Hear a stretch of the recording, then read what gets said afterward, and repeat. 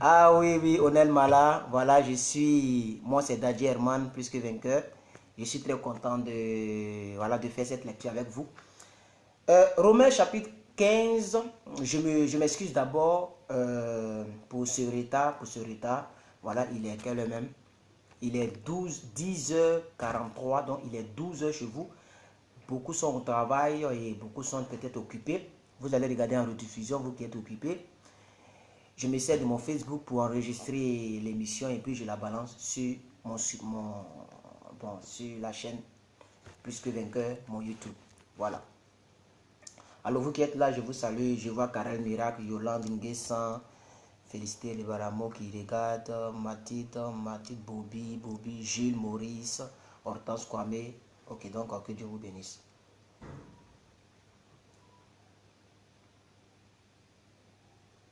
Bien. Nous qui sommes forts, nous devons supporter les faibles.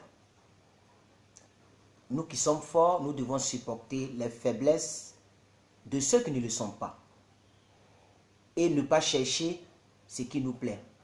D'ailleurs, je vais rappeler, nous sommes en train de voir dans le livre de Romains le véritable christianisme et nous voyons les différents principes. Hier, nous avons lu le principe de la responsabilité individuelle. Nous avons lu aussi le principe du bien du prochain. Nous avons lu quoi encore? L'amour du prochain, l'amour du chrétien envers son prochain. Et nous avons lu une partie du principe de la gloire de Dieu. Et c'est cette partie-là que nous continuons dans les 3 premiers versets du chapitre 15 où il est écrit, nous qui sommes forts, ok, nous devons supporter les faiblesses de ceux qui ne le sont pas et ne pas chercher ce qui nous plaît. Que chacun de nous plaise au prochain pour ce qui est bien en vue de l'édification. Car Christ n'a pas cherché ce qui lui plaisait, mais selon qu'il est écrit, les outrages de ceux qui t'insultent sont tombés sur moi. Voilà. Alors nous sommes dans notre 8e partie. Nous voyons maintenant la position du chrétien juif et païen sont unis dans un salut commun. Donc païen comme chrétien, nous sommes unis dans le même salut, c'est-à-dire Christ est mort pour que nous soyons sauvés. Et moi j'ai l'habitude de dire que le chrétien, Christ n'est plus mort pour les chrétiens. Non, Christ n'est plus mort pour les chrétiens. Le chrétien est le résultat de la mort de Christ. Donc Christ, la mort de Christ est valable pour les païens. Nous sommes déjà dans l'héritage. C'est pourquoi Christ est mort, c'est pourquoi nous sommes chrétiens aujourd'hui. Et lorsque demain nous partirons, nous serons sauvés. Par la grâce de Dieu, je prie que vous et moi, nous serons sauvés au dernier jour de notre souffle sur terre, au nom de Jésus-Christ. Alors nous lisons à partir du verset 4, ok, cette position-là. La Bible dit, « Or, tout ce qui est écrit d'avance l'a été pour notre instruction, afin que par la patience et par la consolation que donnent les Écritures, par la patience et par la consolation que donnent les Écritures, nous possédions l'espérance. Que le Dieu de la persévérance et de la consolation vous donne d'avoir les mêmes sentiments les uns envers les autres selon Jésus-Christ, afin que tous ensemble, d'une seule bouche, vous glorifiez le Dieu et Père de notre Seigneur Jésus-Christ. Accueillez donc les uns les autres, accueillez-vous donc les uns les autres, comme Christ vous a accueillis, pour la gloire de Dieu. L'apôtre Paul dit, je dis au verset 8, en effet, que Christ a été serviteur des circoncis pour prouver la véracité de Dieu en conformant les promesses faites au Père. Tandis que les païens glorifient Dieu à cause de sa miséricorde selon qu'il est écrit, c'est pourquoi je te louerai parmi les nations et je chanterai à la gloire de ton nom.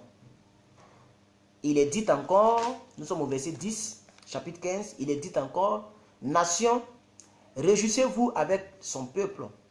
Et encore, il est dit au verset 11, louez le Seigneur, vous toutes les nations, célébrez-le, vous tous les peuples. Isaïe a aussi dit au verset 12, il sortira d'Isaïe, dans le père de David, d'Isaïe, un rejeton qui se lèvera pour régner sur les nations. Donc on parle de David. Les nations espéreront en lui. Que le Dieu, on parle de Jésus. Parce que Jésus vient de la lignée d'Isaïe, de la lignée de David. Si vous voulez, David est l'arrière-grand-père de Jésus. Est-ce que vous le savez?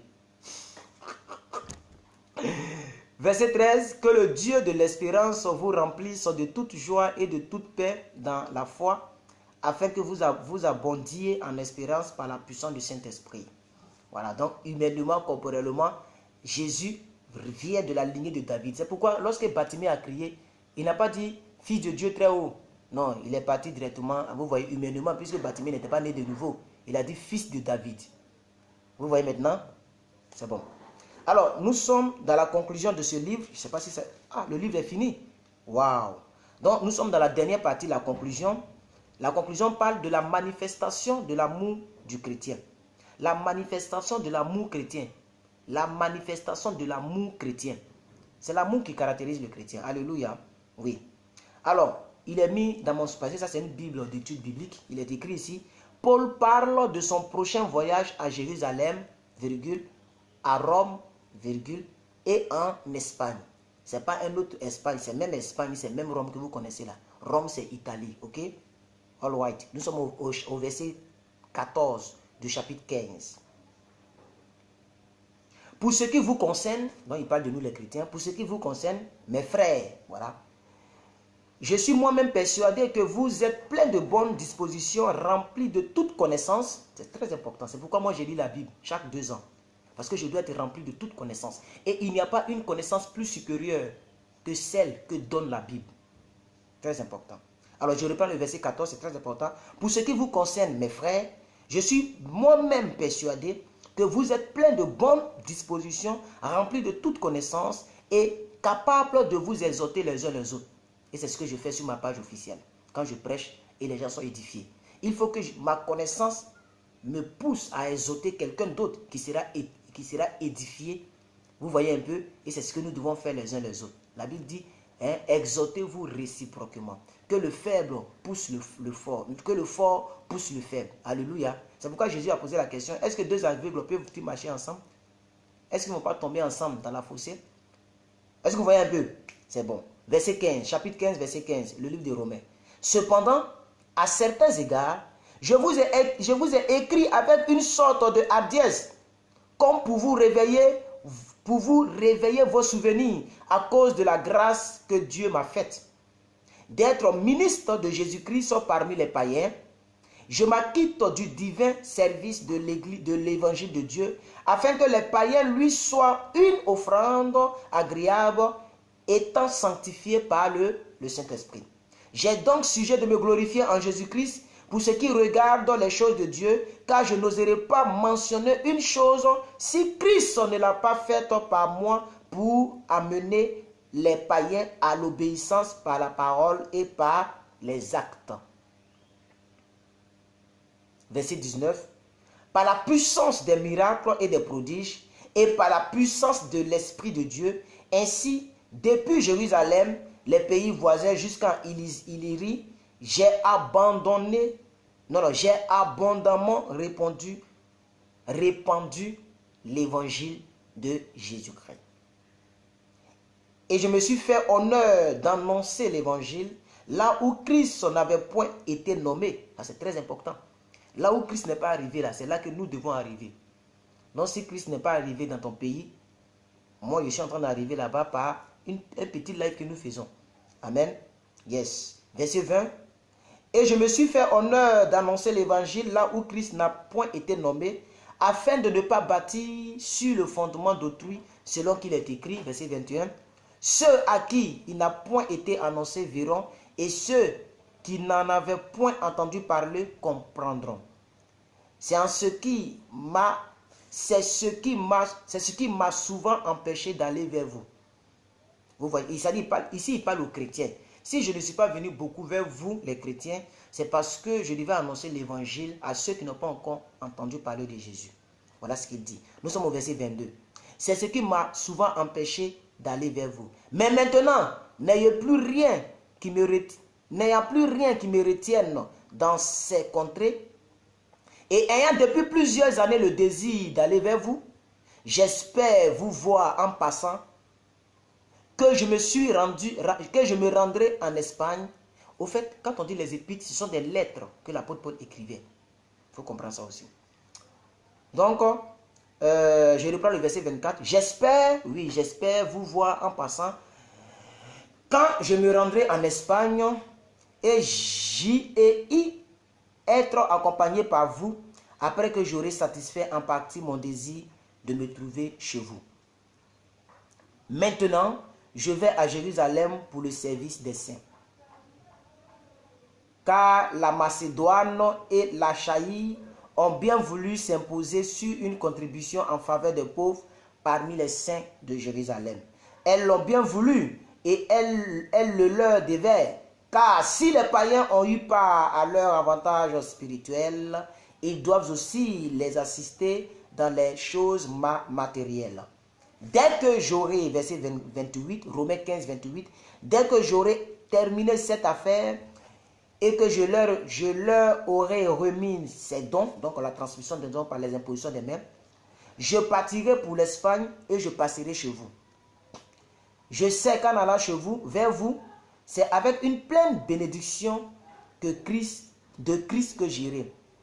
Je vous exhorte, frères, par notre Seigneur Jésus-Christ et par l'amour de l'Esprit, à combattre avec moi en adressant à Dieu des prières en ma faveur, afin que je sois délivré des incrédules de Judée, et que les dons que je porte à Jérusalem soient agréés des saints. En sorte que j'arrive chez vous avec joie, si c'est la volonté de Dieu, et que je jouisse au milieu de vous de quelque repos. Que le Dieu de paix soit avec vous tous. Amen. On continue notre lecture, je regarde le programme.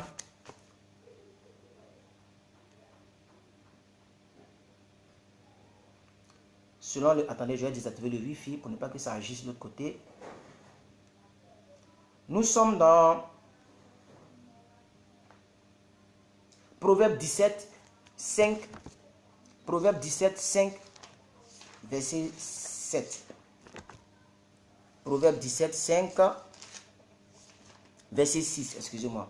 Proverbe 17, 5, verset 6. Proverbe 17. Proverbe, c'est après sommet. Ok. Ya. Allô. Jésus. Proverbe 17, 5, 6. On y va. Celui qui se moque, c'est pas la peine de partager la vidéo, hein, laissez comme ça, parce que je vais la supprimer tout à l'heure. Celui qui se moque du pauvre outrage celui qui l'a fait. Celui qui se réjouit d'un malheur ne restera pas impuni. Les enfants des enfants sont la couronne des vieillards et les pères sont la gloire de leurs enfants. On va aller très vite. Dans Psaume, je pense que c'est Psaume 137 maintenant aujourd'hui. Je vais rapidement. Psaume 139. Je vais finir rapidement parce que je dois repartir là d'où je viens. Je suis venu juste pour faire la lecture et me retourner. Psaume 139. Ok, on y va. C'est un peu plus long. C'est le psaume de David. David ici parle de ce thème. Dieu voit tout et on ne peut le fuir. Et David il a raison de le dire. Dieu voit tout et on ne peut le fuir. Alors il dit, Éternel, tu me sondes et tu me connais. Tu sais quand je m'assois ou quand je m'assieds. Et tu sais quand je me lève. Tu pénètres de loin ma pensée et tu sais quand je marche et quand je me couche. Et tu pénètres toutes mes voies, car la parole n'est pas sur ma langue.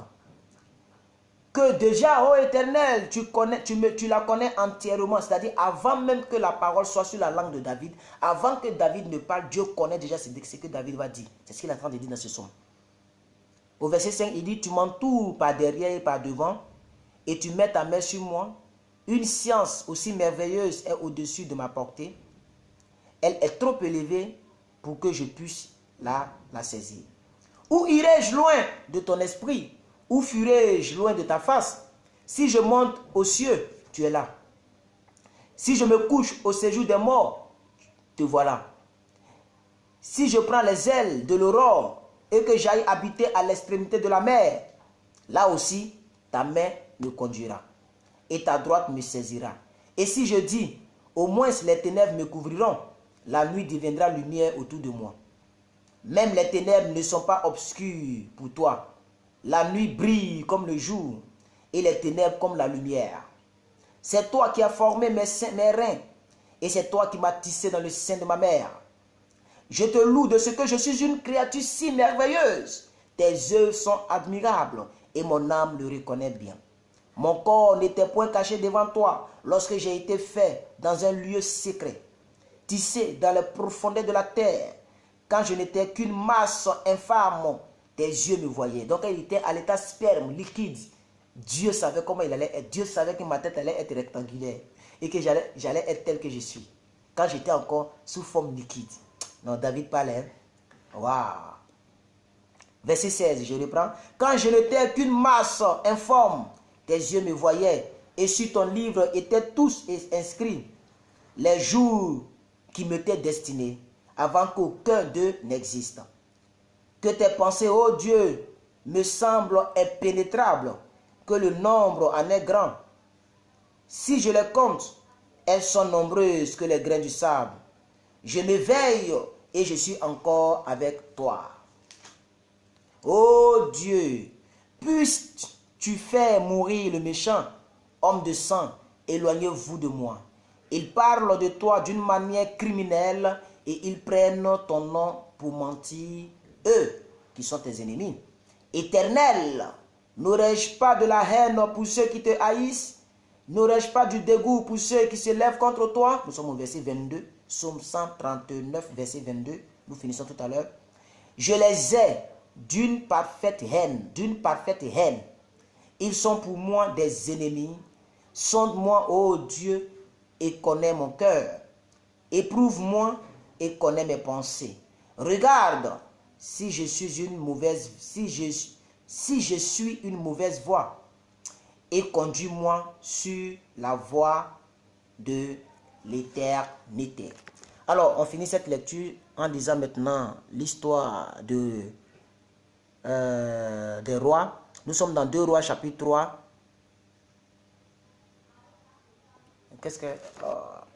Donc, nous sommes dans 2 Rois chapitre 3. Voilà. 2 Rois chapitre 3. On y va.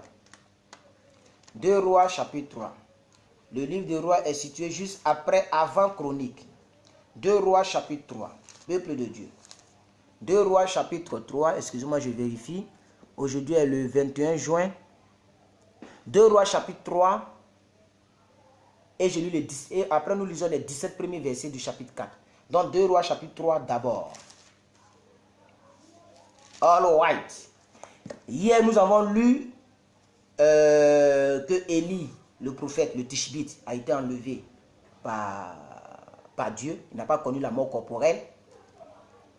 Et que son fils spirituel qui s'appelle Élisée a eu la double portion de son onction. Alors Élisée a remplacé Élie. Et aujourd'hui, nous allons lire le ministère. Hier, nous avons lu le ministère d'Élisée. Ok? Voilà. Donc aujourd'hui, nous lisons la suite de cette histoire. On a lu qu'il y avait quelqu'un qui s'appelait Joram. Attends. Ça, on a lu ça hier, non? Excusez-moi, je réfléchis.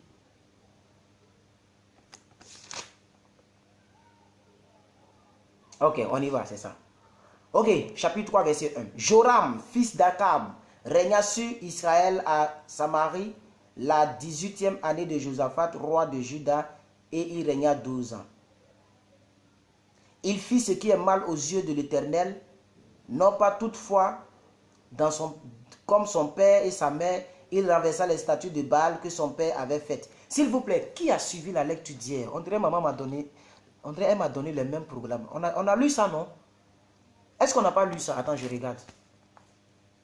Excusez-moi. Hein. Ça fait combien de temps? 22 minutes. Attends, je vais voir.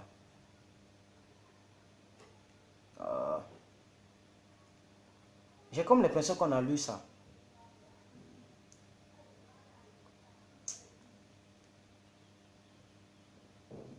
Attendez, je vais voir, s'il vous plaît.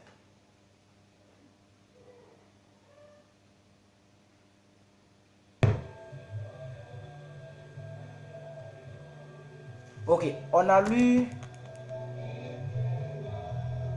D'accord, c'est ça. On a lu le chapitre 2 hier. D'accord. Ok. Donc, chapitre 3.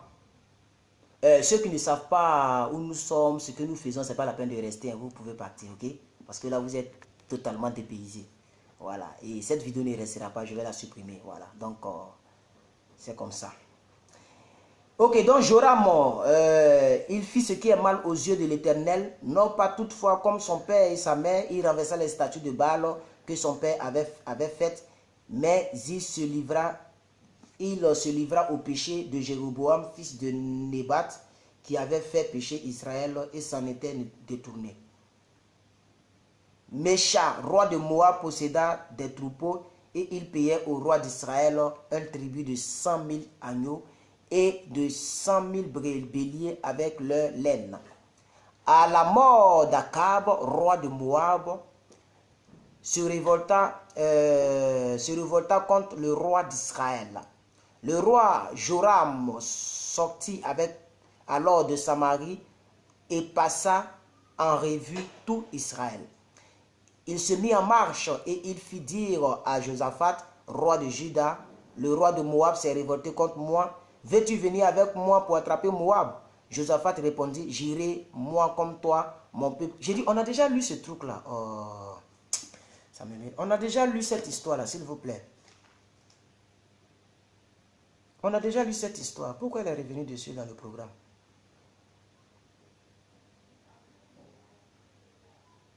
On a déjà lu cette histoire, je me rappelle bien. On a lu cette histoire. Ok? Oh, Seigneur. Pourquoi elle est revenue dessus? Elle n'a pas... attendez, je vais vérifier. Excusez-moi. On a lu ça. On a déjà lu même la suite. On a lu lorsque, comment dirais-je, Élisée sera méprisé à cause de Joram parce qu'il a épargné la vie de Joram. Pour ceux qui suivent très bien, je ne sais pas où sont passées mes mamans qui me suivent d'habitude. Personne ne réagit. Sinon, on a lu ça. On a lu ça et je vais prendre mon temps pour vérifier.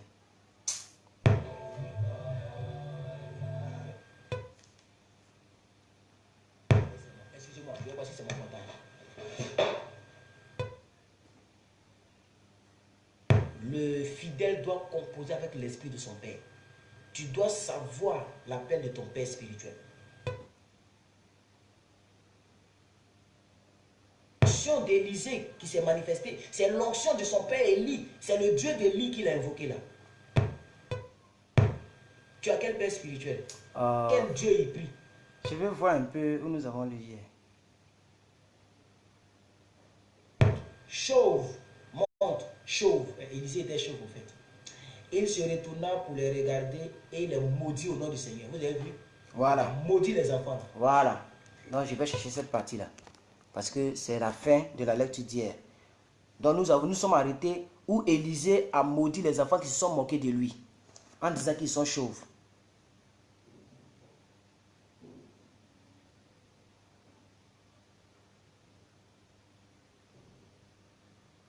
Voilà.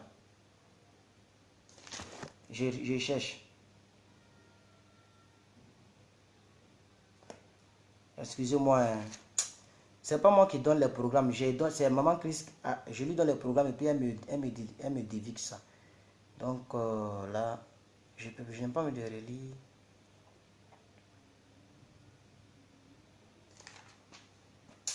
Oh, Seigneur Jésus.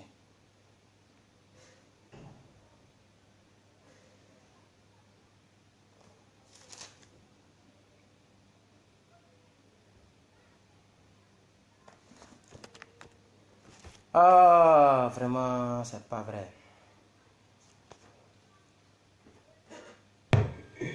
Et les maudits, deux ours sortis de la forêt de nulle part et déchiraient les enfants. Ils ont déchiré en 4 morceaux ces petits adolescents. De là, il alla sur la montagne du Carmel, d'où il retourna à Samarie. Parole du Seigneur. Voilà, d'où il retourna en Samarie. D'où il retourna en Samarie. C'est là que je me suis arrêté. D'où il retourna en Samarie. D'où il retourna en Samarie. Ah oui, c'est le verset 25 là. Oh, vous voyez non? Mais pourquoi j'ai comme l'impression qu'on a déjà lu, le chapitre 3? Un peu comme j'ai déjà lu la Bible plusieurs fois, peut-être c'est ça. Hein, j'ai comme l'impression qu'on a déjà lu ça. Ok, donc on y va, c'est ça. C'est le verset 25. Hein? D'où il retourna en Samarie. Donc on y va, c'est ça, c'est ça.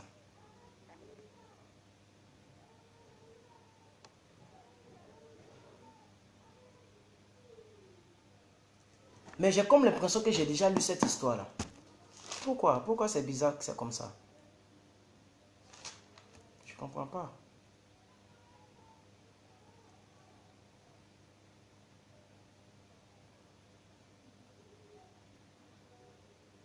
Ok, je reviens vers vous, ok? Je reviens. Je vais couper cette vidéo-là. Je vais revenir.